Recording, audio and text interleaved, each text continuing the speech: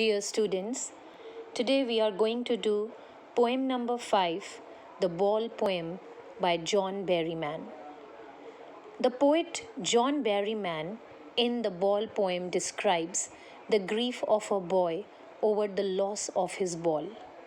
With that loss, he senses his first responsibility in a materialistic world, where those whom you love and your worldly possessions will not be with you forever. In stanza 1, the poet says that for the first time in his young life, the boy is learning what is like to experience grief at the loss of a much loved possession, that is, his ball. The ball is here symbolic of the sweet memories of his childhood.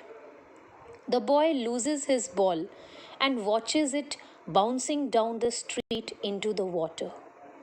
To us, the loss of a ball is of minor consequence, but to the little boy, it was a valued possession.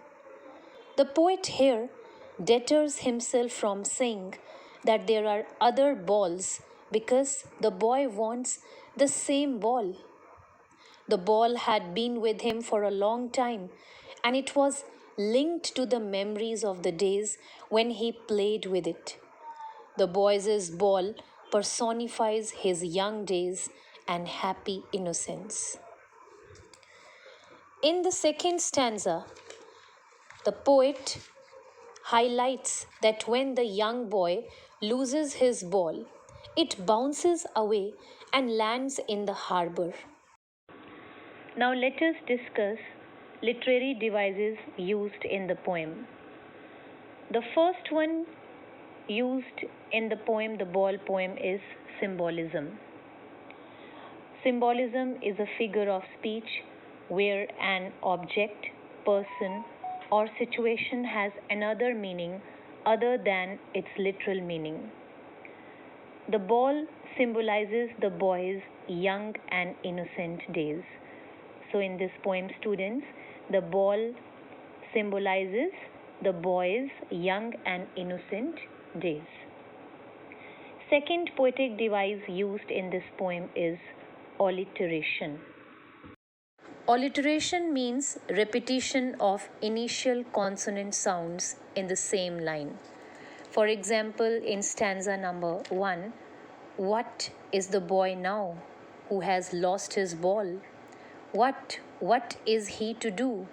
So these words are used as alliteration. Similarly, there is repetition in the poem. Repetition means repetition of words or phrases in the same line. Again, in stanza number 1, what? It is being repeated to give musical effect to the poem or in order to stress on a certain point. Even in stanza number 3, balls have been repeated again and again in order to focus or stress on a certain point. And the last thing I would like to discuss is that there is no rhyming scheme of the poem. The poem is written in blank verse, so it is unrhymed. Consider the following lines from the poem. What is the boy now who has lost his ball? What is he to do?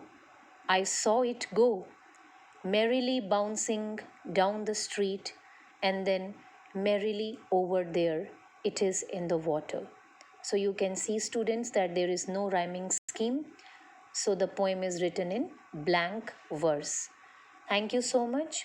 Go through the poem nicely, read it, and watch the video. Thank you.